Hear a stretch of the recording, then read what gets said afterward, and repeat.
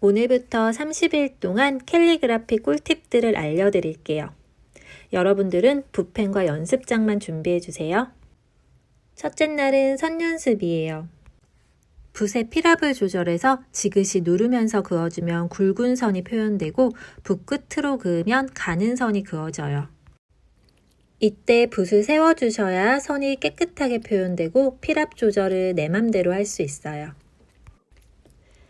캘리그라피에서 가장 중요한 선 연습이 이 굵기 조절 연습인데요. 한 선 안에 굵은 선에서 가는 선이 자연스럽게 표현이 되도록 연습해 줍니다. 선의 두께 조절과 다양한 선 처리가 바탕이 되어야 아름다운 글씨로 표현할 수 있습니다. 둘째 날은 둥근 붓 서체로 굵기 조절 연습을 해볼 거예요. 둥근 붓 서체는 자음이 크고 모음이 자음보다 작은 귀여운 느낌의 서체입니다. 한 선 안에 굵은 선과 가는 선이 함께 표현될 수 있도록 힘 조절을 해서 써줍니다. 세로 모음을 붙여줄 때 이렇게 오른쪽으로 갈수록 점점 작아지게 써주세요. 가로 모음도 자음보다 작게 써주면 아래쪽으로 좁아지는 형태가 됩니다. 이중 모음도 마찬가지예요. 뒤쪽, 아래쪽으로 좁아지게 써주세요. 둥근 붓 서체의 받침은 자음, 모음 아래에 가장 작은 크기로 붙여주셔야 돼요. 받침을 작게 붙여야 귀여운 느낌의 서체가 완성됩니다. 둥근 붓 서체의 규칙만 익혀주시면 귀여운 글씨를 쓸 수 있어요. 오늘은 어제 연습한 둥근 붓 서체의 규칙을 적용해서 여러 단어를 써볼게요. 자음, 모음, 받침의 크기 순서대로 규칙에 맞게 단어를 써주세요. 단어를 쓸 때는 글자 간격을 붙여서 써주시면 더 예쁜 모양이 나옵니다. 이렇게 자음을 크게 써주고 모음, 받침은 작게 써주세요. 두 글자, 세 글자, 네 글자 이렇게 글자를 한 자씩 늘려서 연습을 해보세요. 모음을 쓸 때도 강약 조절을 해주시면 좋아요. 규칙을 적용해서 가족이나 친구의 이름도 써보세요. 숫자를 쓸 때도 굵기 조절을 해보세요. 붓을 눌러서 굵은 선이 나오도록 해주시고 점점 힘을 빼면서 가늘게 만들어줍니다. 원의 형태는 양쪽을 나누어서 왼쪽은 굵게, 오른쪽은 가늘게 그어줍니다. 오늘은 둥근 붓 서체의 규칙을 적용해서 문장을 써보겠습니다. 문장을 쓸 때는 중요한 단어는 조금 더 크게, 조사는 작게 써줄 수 있어요. 그리고 줄과 줄 사이 간격은 최대한 붙여서 써주세요. 너 참 예쁘다를 쓸 때 아래쪽 예쁘다를 윗줄보다 조금 더 크게 적어보겠습니다. 이렇게 문장을 쓸 때는 글자들의 크기 변화를 줄 수 있어요. 달콤한에서도 달콤을 한보다 조금 더 크게 써주고요. 아래쪽 글자는 위 글자 두 개 사이에 배치를 해서 하나의 덩어리가 될 수 있도록 만들어주세요. 세 줄 구도도 한번 써볼게요. 이 문장에서는 별, 소중, 사람을 조금 더 크게 써서 강조를 해줍니다. 자음은 크게, 받침은 작게 써서 귀여운 느낌이 나도록 써주세요. 둥근 붓 서체로 굵기 조절 연습을 충분히 해주셨다면 이제부터 본격적인 캘리그라피 과정입니다.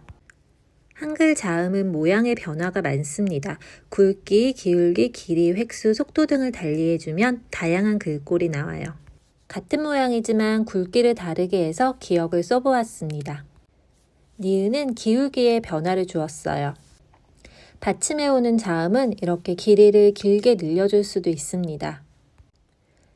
리을은 3개의 획으로 되어 있는 자음인데요. 이렇게 2개로 써줄 수도 있고요. 한 획으로 써줄 수도 있습니다. 글씨를 천천히 써주면 이렇게 끝처리가 동그랗게 되고 글씨를 빠르게 쓰면 끝처리가 뾰족하게 속도감을 낼 수 있어요. 이 5가지 요소를 적용해서 다양한 자음 연습을 해보시고 여러분들이 예쁜 모양도 만들어 보세요. 오늘은 한글 모음의 여러 가지 모양 변화에 대해서 알아보겠습니다. 자음과 모음이 만나면서 여러 가지 형태 변화가 일어나는데요. 크게 굵기, 기울기, 길이 변화를 주어서 모음도 다양하게 표현할 수 있어요. 같은 알을 쓰더라도 이렇게 굵기를 다르게 해서 표현해 줄 수 있습니다.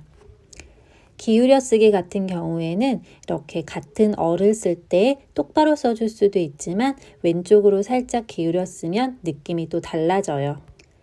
가로 모음의 기울기도 이렇게 바꿔줄 수 있습니다. 가로획과 세로획의 길이를 다르게 써서 길이 변화를 줄 수 있습니다. 모음 연습을 할 때는 모음만 따로 연습하는 것보다 이렇게 자음을 붙여서 연습해 보면 좀 더 효과적으로 연습을 할 수 있어요. 모음은 자연스러운 선 처리가 중요합니다. 평상시에 틈틈이 선 연습을 꼭 해주세요. 안녕하세요. 오늘은 모음을 강조해서 단어 쓰기를 해보겠습니다. 처음 단어 연습을 할 때 받침이 없는 단어부터 연습해 주시면 좋습니다. 우리가 좋아하는 아메리카노라는 단어를 써볼게요. 아메리카노는 받침이 없는 글자들로 이루어진 5글자의 단어입니다. 5개의 글자들을 모두 같은 크기로 적을 수도 있지만 좀 더 개성있게 아메리카노를 써주고 싶을 때 첫자 아의 세로 모음을 길게 늘려 쓰고 맨 뒤에 노자의 가로 모음을 이렇게 길게 늘려서 강조해 줄 수 있어요. 이렇게 받침이 없는 단어에서는 모음의 길이를 조절해서 모음 강조를 해줄 수 있습니다. 받침이 없는 단어 연습을 해보면서 모음 강조에 익숙해져 보세요. 내일은 받침이 있는 단어를 써보면서 받침 강조에 대해서 배워보겠습니다. 오늘은 단어를 쓸 때 받침을 강조하는 법을 알려드릴게요. 몇 가지 단어를 써볼게요. 받침이 없는 단어 해 같은 경우에는 에 모음의 선 길이를 늘려서 모음을 강조해 주었고요. 받침이 있는 단어인 달은 리을 받침을 큼직하게 써서 강조를 해주었습니다. 이때 초성과 중성은 받침에 비해 작게 써서 받침을 강조해 줍니다. 5글자로 이루어진 캘리그라피를 써볼게요.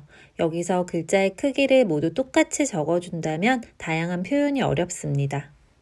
여기에서는 켈의 리을 받침과 피의 모음을 강조해주고 나머지 글자들은 크기를 작게 써서 5글자의 크기 배분을 적절하게 해줍니다. 한두 군데에서만 이렇게 강조를 해주셔야지 모든 글자에 적용해주는 것은 강조가 아니에요. 이렇게 2글자 모두 받침이 있을 때 공간 상황이 여유로운 한쪽만 선택해서 강조를 해주세요. 오늘은 2글자 단어의 구도에 대해서 배워보겠습니다.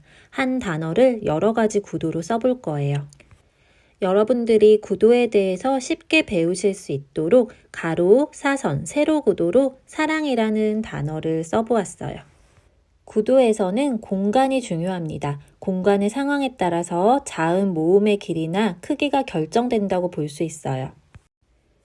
글자를 배치할 때 글자 사이에 공간이 최대한 남지 않게 써주는 것도 구도를 잘 잡는 요령입니다.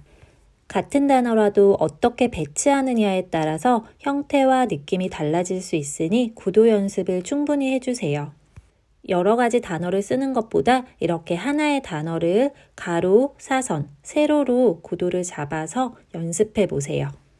그리고 단어 안에서 받침 강조나 모음 강조를 꼭 적용해서 연습해 주세요. 감사합니다.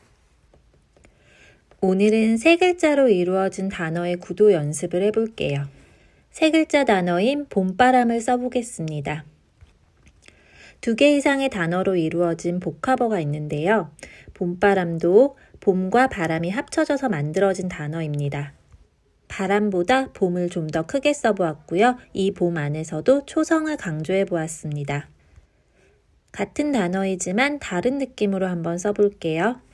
여기서는 바람의 위치를 내려서 좀 더 독특하게 배치해 보았고요. 받침 미음의 선을 늘려서 바람에 휘날리는 모양을 표현해 보았어요. 전체적으로는 사선 구도가 되었습니다. 보름달을 쓸 때도 보름보다 달을 좀 더 크게 써주고 그 달 안에서도 리을을 강조해 보았습니다. 첫사랑에서도 사랑보다 첫을 좀 더 크게 써주고 시옷 받침을 길게 늘려서 강조해 보았어요.